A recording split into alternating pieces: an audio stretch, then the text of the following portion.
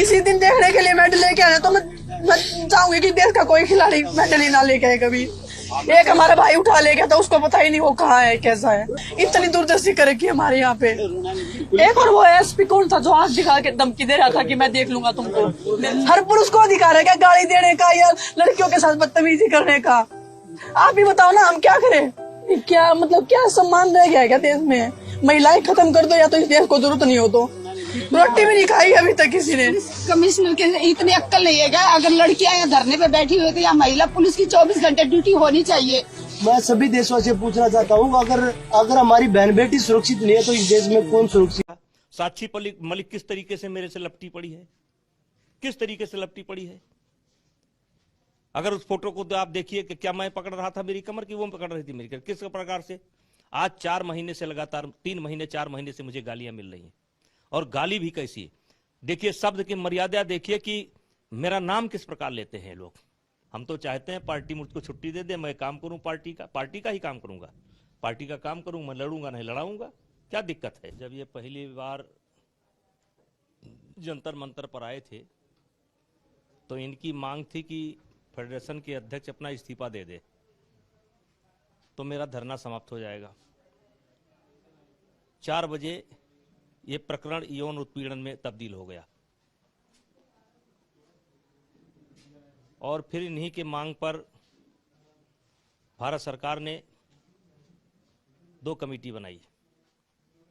एक sexual harassment के संबंध में 2 कमेटी बनाई, एक सरकार ने जिसमें खिलाड़ी शामिल थे और एक आईओ ने। और फिर इन्हीं खिलाड़ियों के दबाव में एक ऐसा व्यक्ति जो खुद जिसने धरने की परमिशन लिया था उसको ओवरसाइट का कमेटी का मेंबर बनाया गया। ये सुताई मांग रही सरकार, और बस सुताई इसकी हो जाए ठीक हो जाएगी। सुताई मांग रही है, सुताई करेंगे। हाँ, पासपोर्ट दिल्ली में जाने का। हाँ लगेगा। हाँ पासपोर्ट 13 महीने से रोक रखा। देखो दिल्ली ये भी नहीं जान देते, इन्हें भी तजर्बा, हमें भी पहले जितने लोग पे पास्को लगी, क्या उनकी जांच हुई या गिरफ्तारी पहले हुई या जांच पहले हुई, या आगे जांच पहले होगी या गिरफ्तारी पहले होगी, या ये जो पीरियड है ये ग्रेस पीरियड है क्या कि इसमें छूट दी जाती है? इस टाइप का मुक्ति अभियान चलेगा देश में। इनके भी बड़े लीडर बंद हैं, उनको भी मुक्त करवाना पड़ेगा। महिलाओं का अपमान है देश। नमस्कार, मैं हूँ राजेश श्रीवास्तव। आज मैं बात कर रहा हूँ उन भारतीय पहलवानों की जिन्हों पर कभी देश को गर्व होता था कि वो हमारे देश के लिए स्वर्ण जैसे मेडल लेकर के आए हैं। आप इसी से उनके गर्व को महसूस कर सकते हैं कि कभी प्रधानमंत्री नरेंद्र मोदी ने उन्हें अपनी बहन और बेटी की तरह माना था और प्रधानमंत्री आवास पर डिनर करने के लिए, चाय पीने के लिए निमंत्रित किया था। प्रधानमंत्री ने कहा था कभी कोई समस्या हो तो सीधे मुझसे कहना, लेकिन आज वही पहलवान उन्हीं प्रधानमंत्री के लिए और उसी सरकार के लिए मुसीबत का सबब बन गए हैं। पिछले लंबे समय से भारतीय पहलवानों की लड़ाई एक भारतीय जनता पार्टी के ज़बरदस्त पहलवान से है, जो सत्ता का पहलवान है और ये खेल के पहलवान है। दोनों पहलवानों के बीच अब सियासत तेज हो गई है। इसमें दिलचस्प मोड़ तब आया जब संसद के नए भवन के उद्घाटन के दिन इन पहलवानों को जंतर मंतर से ज़बरदस्ती हटाया गया, क्योंकि यह लोग संसद के नए भवन की ओर कूच करने की तैयारी में थे। उसके बाद इन लोगों को हिरासत में लिया गया और धक्का मुक्की करके पुलिस ने इन्हें वहाँ से हटाया। हालांकि ये लोग अभी भी धरना दे रहे हैं, लेकिन इसके पीछे की कहानी क्या है, दरअसल इसके पीछे क्या मंतव्य है, क्यों धरना दिया जा रहा है और क्यों धरना ख़त्म नहीं किया जा रहा है।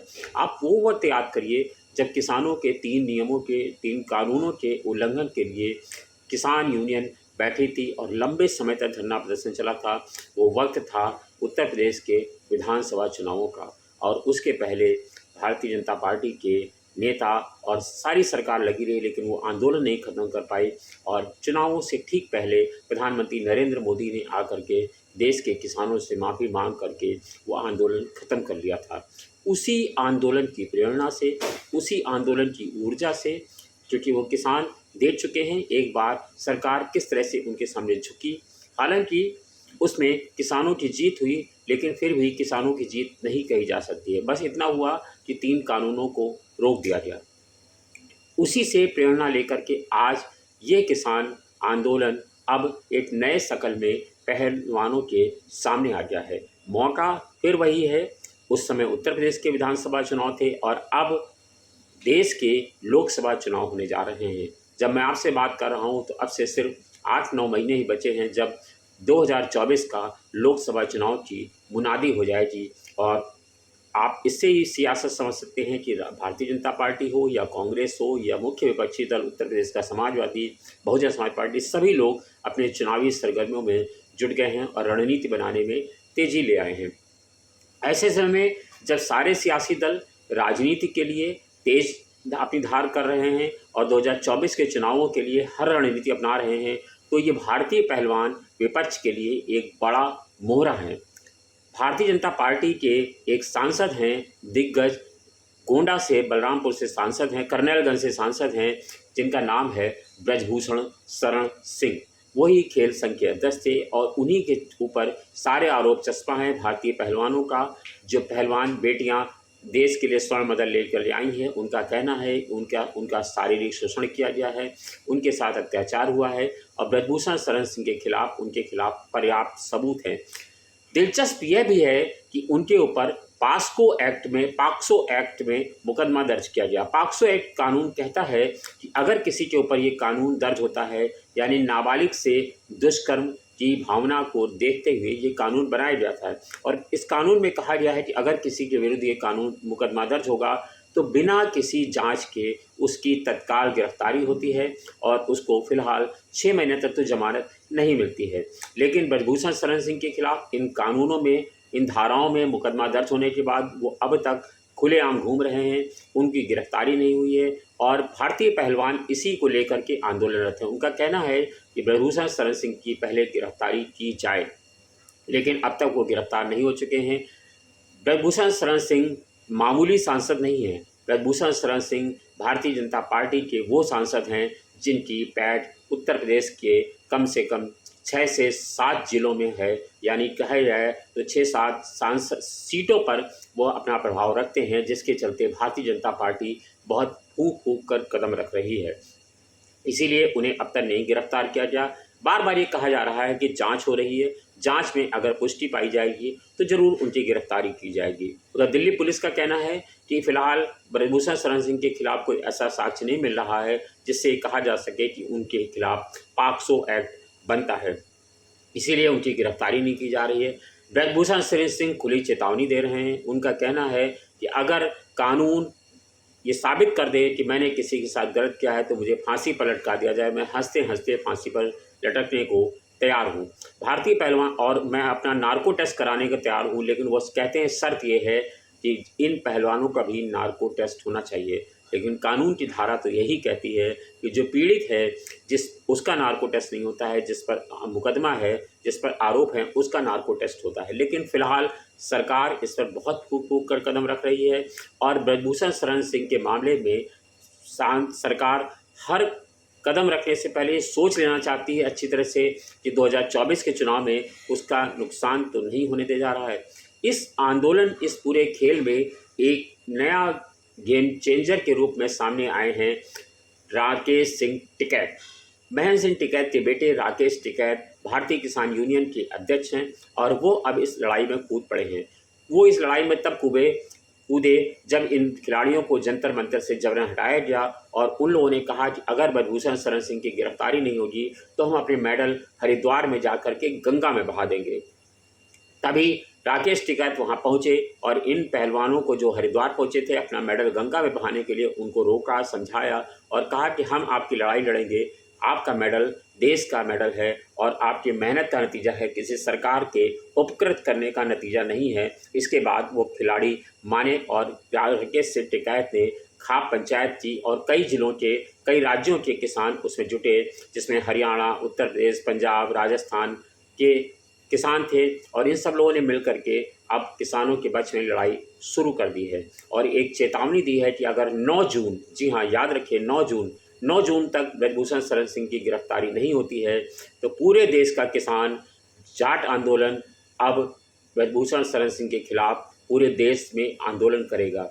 यानी कि देश एक बार फिर से उसी आंदोलन की तरफ जा रहा है। आपको याद होगा 2022 का वक्त, जब पूरे देश में किसान आंदोलन चरम पर था और ये सारे लोग देश की राजधानी दिल्ली पर और आसपास के ज़िलों में आंदोलन पर जमे थे और लंबे समय तक ये लोग सीमाओं पर बने रहे। दरअसल इस पूरे मामले को देखें तो अब ये मामला जातीय सियासत का हो गया है। एक तरफ खाप पंचायत है यानी जाट हैं, दूसरी तरफ है क्षत्रिय। जाट और क्षत्रियों के बीच में पहलवान अब झूल रहे हैं और पहलवानों को भी याद करना चाहिए कि उन्होंने कभी कहा था कि हमारा आंदोलन अपना है, इसमें हम किसी सियासतदान को नहीं शामिल होने देंगे। आपको याद होगा इसके पहले एक नेता पहुंची थी, उन्हें वहां से हटा दिया गया था मंच से और कहा गया था कि हमारा आंदोलन खिलाड़ियों का आंदोलन है, हम इसमें सियासत नहीं हावी होने देंगे। आज वही किसान, आज वही पहलवान किसानों के नेता राकेश टिकैत और ब्रजभूषण शरण सिंह के समर्थकों के बीच में झूल रहे हैं और उनका आंदोलन जस का तस पड़ा हुआ है। दोनों तरफ से जनसभाएं और महापंचायत के जरिए शक्ति प्रदर्शन की तैयारी हो रही है। ब्रजभूषण शरण सिंह ने अयोध्या में एक रैली करने का ऐलान किया था, उस रैली को प्रशासन ने रोक दिया क्योंकि सरकार समझ लेना चाहती थी कि आखिर इस रैली से उसे क्या नुकसान होने जा रहा है। अयोध्या के साधु संत भी ब्रजभूषण शरण सिंह के खेमे में आ गए हैं क्योंकि मैंने आपको बताया ये आंदोलन जाट और क्षत्रिय के रूप में आ गया है, तो क्षत्रिय समाज पूरा एकजुट हो गया है। अब अयोध्या के साधु संत ब्रजभूषण शरण सिंह के समर्थन में खड़े हैं, उधर खाप पंचायत, जाट समुदाय, किसानों के नेता, पूरा देश इमोशनली रूप से पहलवानों के साथ खड़ा हुआ है। भारतीय जनता पार्टी के सांसद ब्रजभूषण शरण सिंह को अयोध्या में रैली करने से रोका गया, लेकिन अब फिलहाल वो 11 जून को एक नई रैली करने जा रहे हैं अपने संसदीय क्षेत्र में कर्नलगंज में। और बहाना ये है कि भारतीय जनता पार्टी के नेतृत्व ने कहा है कि भारतीय जनता पार्टी सरकार के 9 साल पूरे होने पर हर सांसद अपने क्षेत्र में एक बड़ा कार्यक्रम करे, तो लिहाजा कर्नलगंज में ब्रजभूषण शरण सिंह अपने संसदीय क्षेत्र में एक बड़ा कार्यक्रम करने जा रहे हैं, जिसकी इस रैली के शक्ल में एक कार्यक्रम होगा। और कहा तो ये जा रहा है कि इसमें ब्रजभूषण शरण सिंह अपनी ताकत दिखाएंगे और जिसके सामने देश की सरकारों को झुकना होगा। अब फिलहाल एक तरफ खाप पंचायत है जिसने 9 जून का अल्टीमेटम दे रखा है कि 9 जून को किसान आंदोलन की तरह ही हम आंदोलन शुरू करेंगे अगर ब्रजभूषण शरण सिंह की गिरफ्तारी नहीं होती है। दूसरी तरफ 11 जून को ब्रजभूषण शरण सिंह कर्नलगंज में एक राजनीतिक रैली करने जा रहे हैं। फिलहाल अब ये दोनों मामला जाट और क्षत्रिय बनाम संघर्ष के रूप में सामने आ रहा है। अब देखना यह है कि देश के ये आंदोलन किस परिणति के रूप में देश की जनता को देखने को मिलेगा। ब्रजभूषण शरण सिंह के खिलाफ पहलवानों के धरने को महीनों बीत चुके हैं, खिलाड़ी अपनी मांगों को लेकर अड़े हैं। इसी दौरान ब्रजभूषण सिंह ने इस्तीफा देने से साफ मना कर दिया है। उनका हरियाणा से आने वाले किसानों का भी पहलवानों को समर्थन मिला है। पहलवानों की जाट बिरादरी से ताल्लुक़ होने के कारण ये मामला जाट बनाम क्षत्रिय का रूप लेता हुआ नजर आ रहा है। अब देखना यह है कि ब्रजभूषण शरण सिंह के खिलाफ हरियाणा, पंजाब, पश्चिमी उत्तर प्रदेश, राजस्थान के पहलवान जो लामबंद हो रहे हैं वो कोई करिश्मा कर पाते हैं या नहीं कर पाते हैं। फिलहाल खाप पंचायतों की एंट्री ब्रजभूषण शरण सिंह के मामले में हो गई है। अब ये आंदोलन और ये परिणति किस रूप में 2024 में भारतीय जनता पार्टी को भुगतनी होगी, ये देखने वाली बात दिलचस्प होगी, क्योंकि भारतीय जनता पार्टी इस पूरे मामले को लेकर चिंतित है।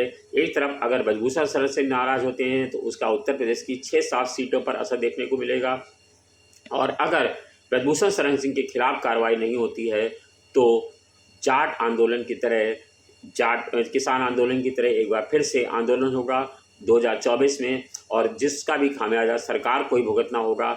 और इस बार पहलवानों के पक्ष में आम आदमी भी है। ऐसे में सरकार वेट एंड वॉच की स्थिति में है, वो देख लेना चाहती है, समझ लेना चाहती है। इसीलिए सरकार अभी दोनों तरफ से कोई निर्णय नहीं ले रही है। खेल मंत्री अनुराग ठाकुर का कहना है कि हम पहलवानों से अपील करते हैं कि वो कानून का विश्वास करें, पुलिस का विश्वास करें, सरकार पर विश्वास करें। सरकार ने उनके कहने के अनुसार जांच समिति बना दी है। जिस तरह के मेंबर वो चाहते थे हमने उस तरह के मेंबर्स को ला दिया है। हमने सब कुछ जैसा कि पहलवान चाहते थे वैसा कर दिया है। अब सरकार के पहलवानों को चाहिए कि सरकार की बनाई हुई जांच समिति का भरोसा कर लें, या फिर दिल्ली पुलिस जो जाँच कर रही है उसकी रिपोर्ट आ जाने दें। अगर रिपोर्ट ब्रजभूषण शरण सिंह के खिलाफ आती है तो सरकार कानून की कार्रवाई करने से पीछे नहीं हटेगी। अब फिलहाल पहलवानों के जरिए उत्तर प्रदेश में ही नहीं देश में सियासत तेज हो गई है। अब देखना है कि ये सियासत 2024 में क्या रंग दिखाने वाली है। धन्यवाद, शुक्रिया।